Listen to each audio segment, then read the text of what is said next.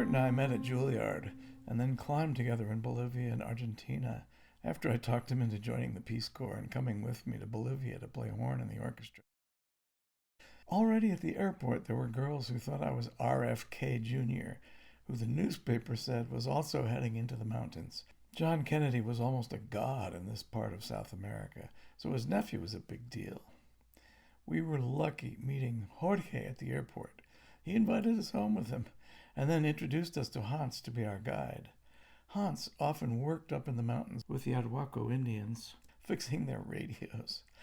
He suggested we take along the grandson of the great cacique who had just died to be our go-between with the Arhuacos, because sometimes they objected to outsiders traveling through their lands.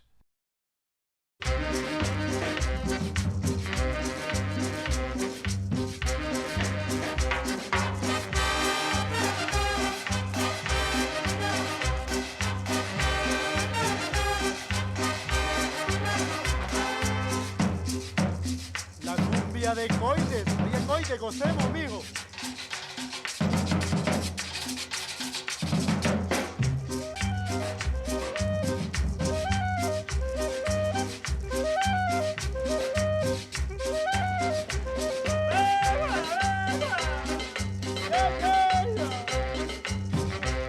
¡Qué bárbara!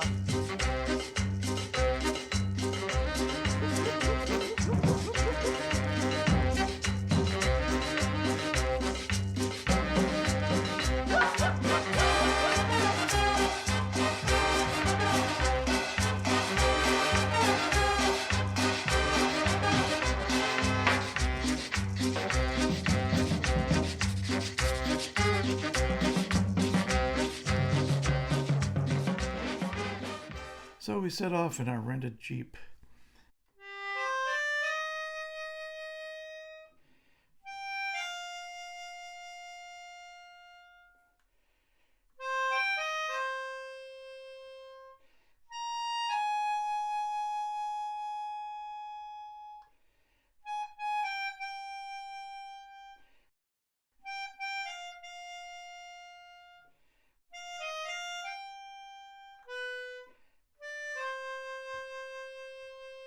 La Sierra Nevada de Santa Marta. Qué memorias, qué memorias. Ay. Que viva mía.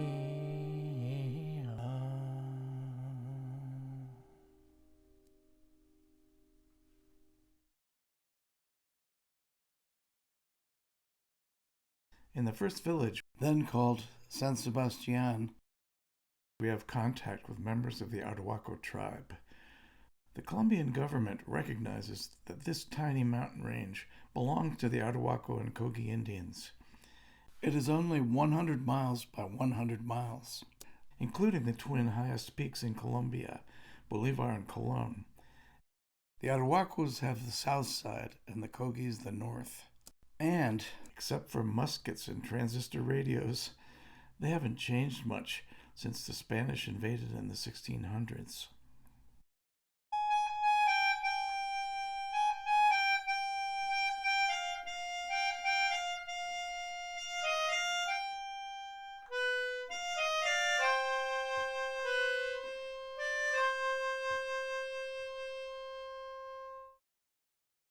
San Sebastian is the end of the road. We say goodbye to our Jeep and get a room for the night. Nearby is a place called Pantano, a village used only for meetings. By coincidence, that evening the Arhuacos were choosing a new cacique.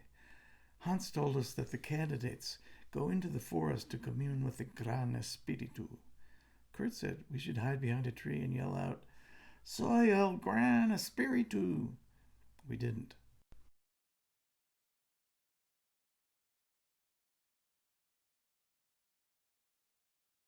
The next morning, we rented a couple mules to carry all our baggage. and set off for the mountains.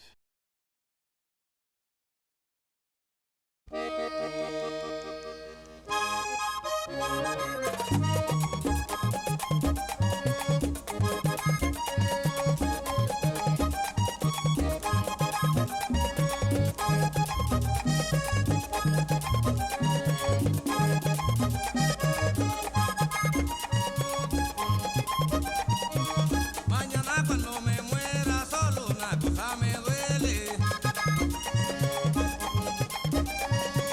Mañana cuando me muera solo una cosa me duele.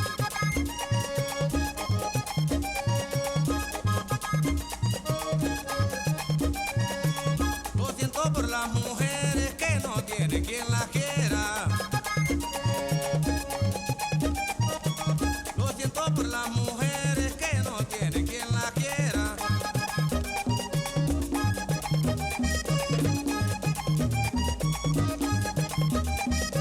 Yo que por ella vivo triste, yo que por ella me emborracho, yo que por ella vivo triste, yo que por ella me emborracho.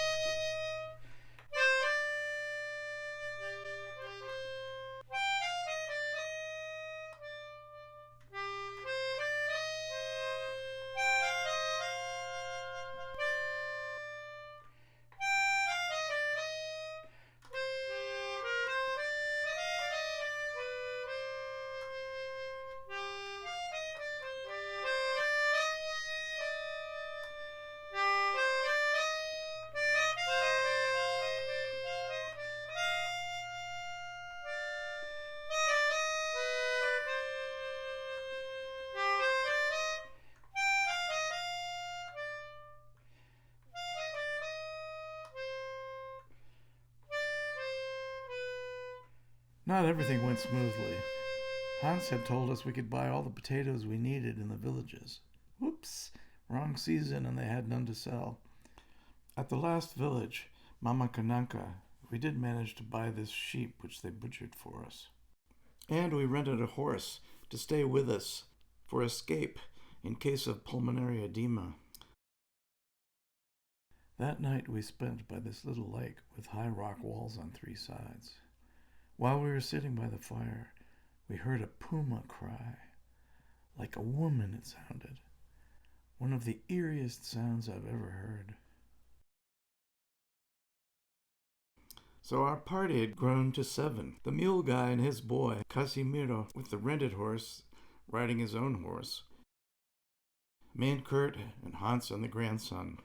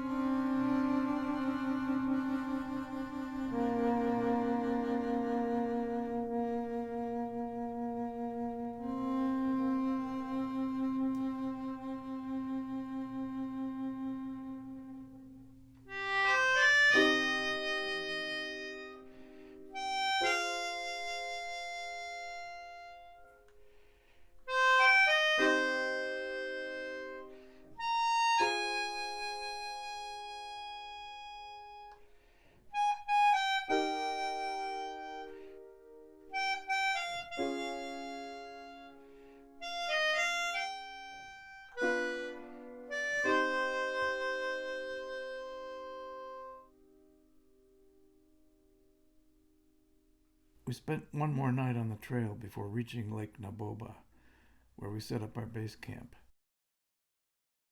Casimiro, who owned the horse, our insurance horse, tried Kurt's pipe and our marshmallows.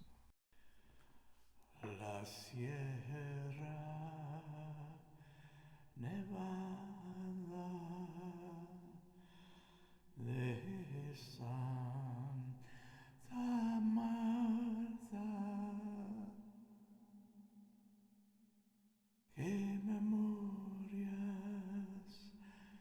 que memorias, ay, que vida mía.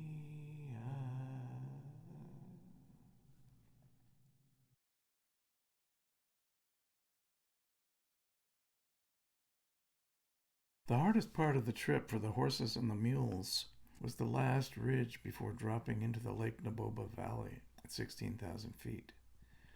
We had started with the jeep in Valle du Par, which is nearly at sea level. Everyone left us here except Hans, our guide slash tent boy slash cook. He was a unique character, a German Colombian who was father to 16 girls. His current woman was pregnant, and he was sure this time it would be a boy. He and I spoke German together. Kurt made a horn mouthpiece out of a bone he found to keep his embouchure in shape. I read Ulysses, and we acclimatized. Another Peace Corps volunteer from Bolivia had come to this range and died of pulmonary edema, hence the horse. Kurt had gotten it during our climb of Aconcagua, the highest mountain in the Western Hemisphere, but had recovered before we summited. Needless to say, we were very sensitive about this possibility. It's caused by too rapid altitude gain. After a few days, we set off to climb Bolivar.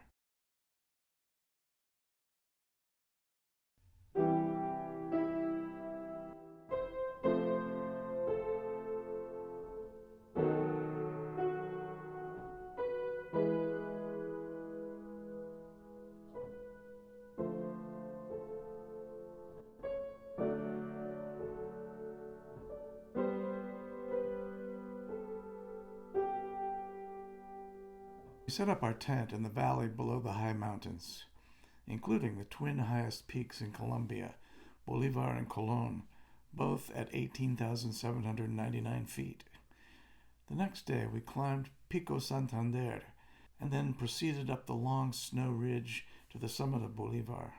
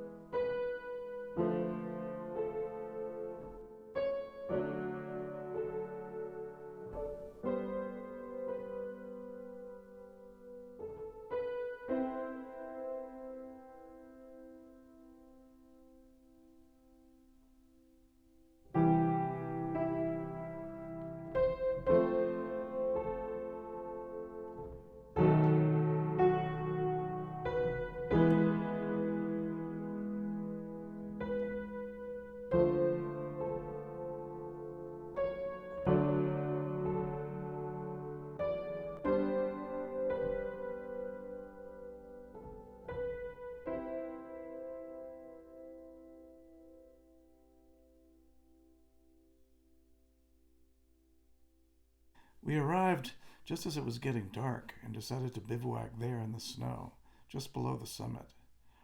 After it got dark, we could see the lights of Santa Marta, the beach town on the Caribbean, below us to the west, and Valle du Par, the cattle town we'd just come from, below us to the east.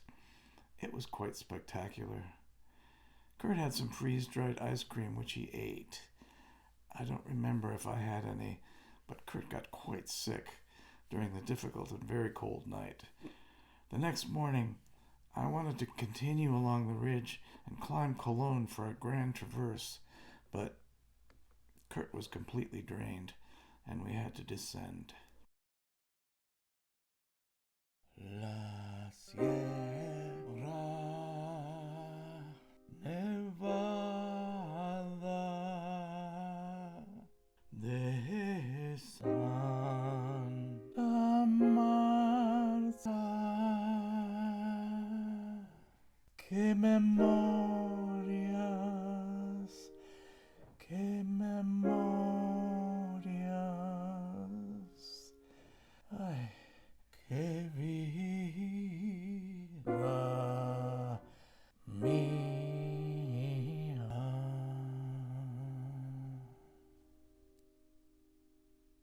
way back to base camp, in the middle of a meadow filled with tiny streams and wildflowers, I found this plastic toilet.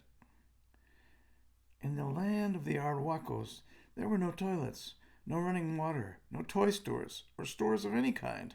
There was no reason for anyone to be in this place except to climb, and as far as we knew, climbers were rare or non-existent. Okay. Space aliens. Ah, lamb chops. We rested for a day or so, and then climbed El Guardian. It was fun, but I hungered for something more challenging.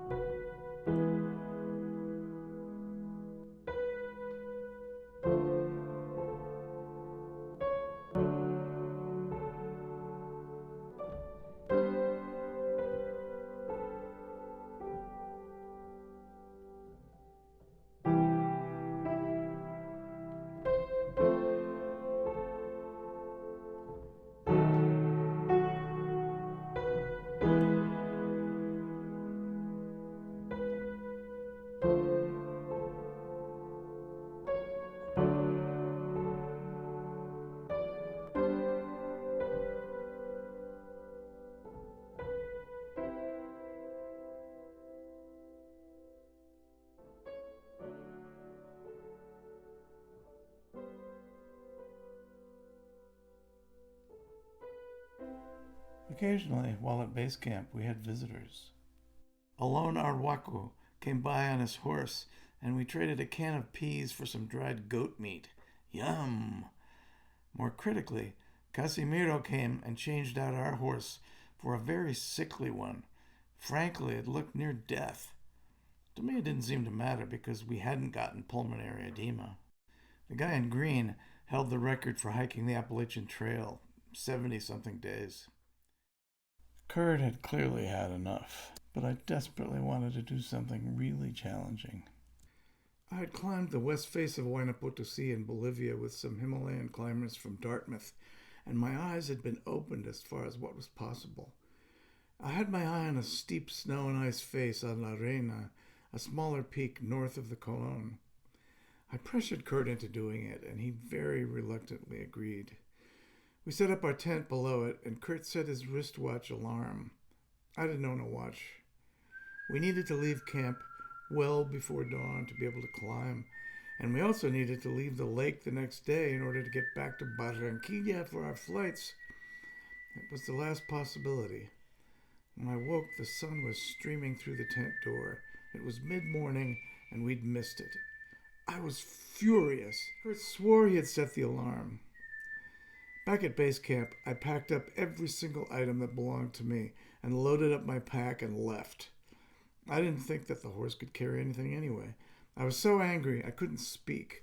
I set off alone down the trail to Atanques, a different and much easier route from our approach. Down the Donachui Valley, along the Donachui River. I was steaming. Then karma struck. The steep downhill and the very heavy pack made my knee go out. I was in intense pain, moving very slowly. Kurt and Hans caught up with me with the bad news. They had loaded everything on the poor horse, and it had fallen off the trail and couldn't climb back up. We camped right there and somehow got word to Donachui village, and the next day they sent a guy with a burro to carry our gear. Kurt and I made up. We always did.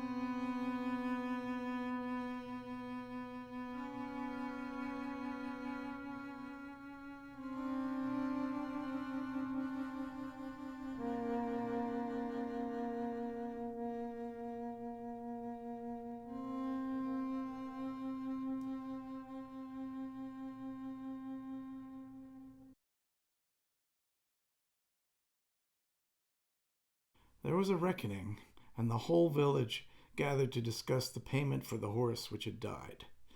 Hans was our lawyer, and they eventually settled on $60 for the horse. I felt bad about it for the horse, and because I really liked Casimiro and hated that it had come to that. One comical moment came during the negotiations. I couldn't find the toilet paper, so I entered the meeting house where they were discussing and asked Hans privately for the Scheiss Papier. There must have been something about the way I said it or something, but immediately everyone in the room began chanting, Scheiss Papier, Scheiss Papier, Scheiss Papier, and laughing. We rented mules to ride down to Atanques, which was the edge of civilization. You could pick mangoes off the trees without dismounting. Amazing trip.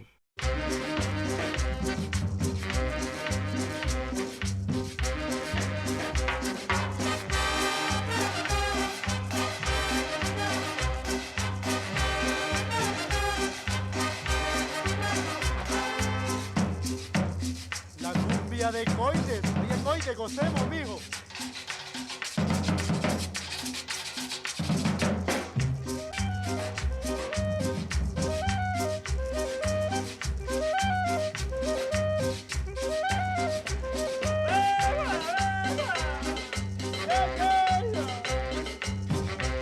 ¡Qué bárbara!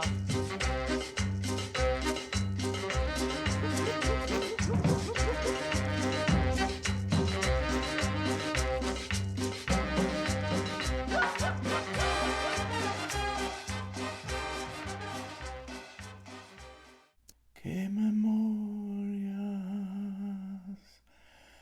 qué memorias. Ay, qué vida.